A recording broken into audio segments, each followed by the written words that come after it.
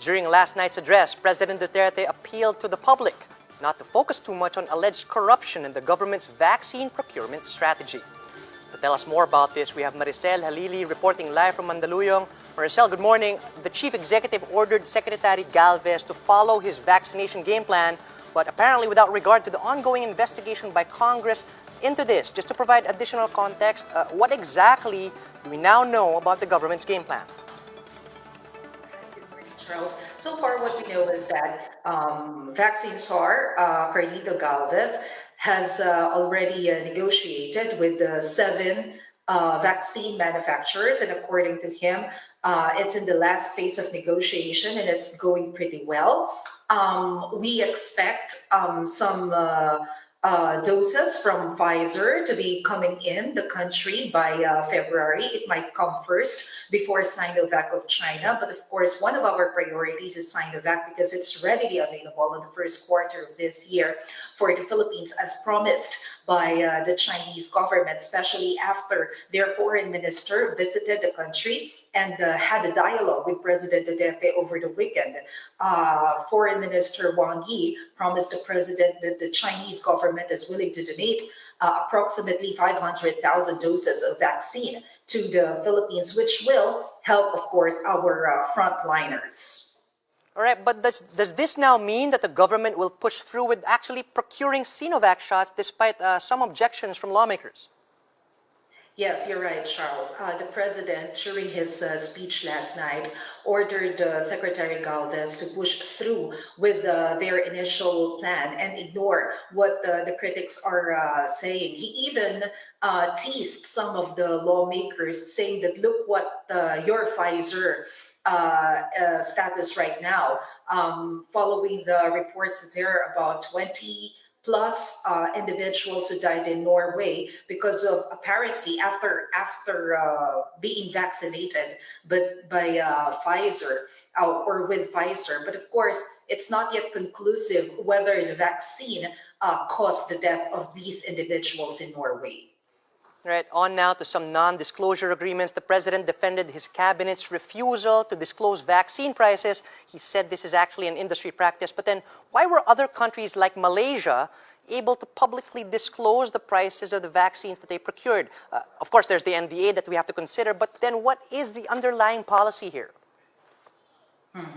Yes, Charles. If we base it from the speech of the president, yes, you're right. It's a practice in the industry, according to the president. But of course, our main priority is not to violate the non-disclosure agreement, especially we have a good relationship going on with the Chinese government. Of course, Secretary Galvez doesn't want to offend the Chinese government, especially after their promise that aside from purchasing some doses of Sinovac, they are going to donate also doses of anti-COVID vaccine, which will be a huge help for the country. Of course, the national government wants to maintain good relationship with the Chinese government. So of course, they don't want to offend, especially after any agreement. And of course, there's the non-disclosure clause. Right, so it's both a legal obligation and a foreign policy. But then amid all of this, there's the fear of vaccine-related corruption, of course, because of the refusal to disclose the figures. But then the president said there's virtually no way for officials such as Secretary Galvez to misappropriate any funds for vaccination. What was the president's reason behind this conclusion? Yes, you're right, Charles. President Duterte and Secretary Galvez emphasized last night that they are not holding any cash or funds which are allocated for the vaccines. President Duterte explained that we asked for loans from the Asian Development Bank and the World Bank, of course, and these loans will be used to purchase vaccines for COVID-19. But of course, it will not pass through the hands of those government officials that are in charge in purchasing the vaccines. What will happen is that after the national government ordered doses of the anti-COVID vaccine, those vaccine manufacturers will go directly to the ADB or the World Bank to get their payment, which is actually considered as loan of the Philippine government. So the president and Secretary Galvez emphasized last night that they don't hold any of these funds. The manufacturers will go directly to the ADB and World Bank to get the payment for the purchasing of COVID-19 vaccines. Right, so no middleman, I suppose. That is reassuring. But then the president did mention, in relation to the apparent preference for Sinovac, that 29 people have died in Norway after receiving Pfizer vaccines. We also reported this recently, but has this been conclusively proven that these people actually died due to the vaccines? What do we know so far? If we base it from the statement of Malacanang and some medical experts from the health department, no, it's not yet conclusive, Charles.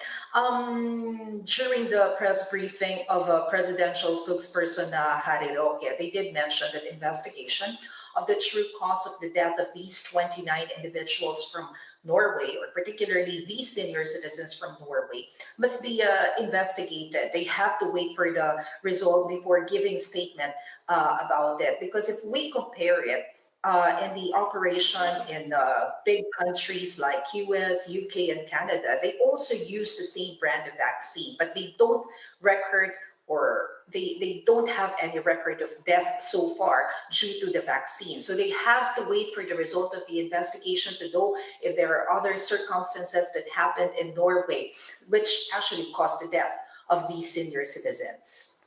Right, so much for vaccines and so much for Norway, at least for now. But then, Mased, the president listed off local government officials were placed under preventive suspension due to allegations of corruption.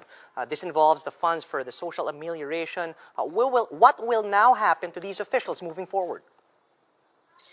President Duterte last night read the names of these barangay officials who are allegedly involved in corruption regarding the distribution of the social amelioration fund. He actually requested the ombudsman to dismiss these officials if proven guilty. He doesn't want these officials to be back to government service if proven guilty of corruption.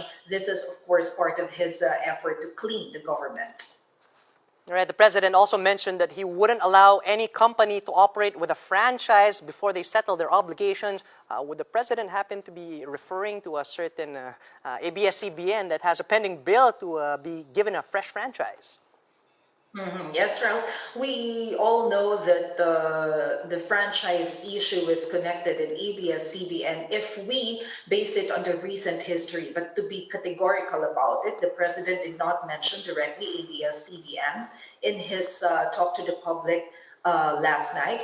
We even texted presidential spokesperson Harry Roque through our group chat with the Malacanang reporters to clarify whether the president was referring to ABS-CBN. But Secretary Roque said that we can make our own conclusions. So there is no clear answer so far. All right. Were there any other salient points in President Duterte's address that we need to emphasize?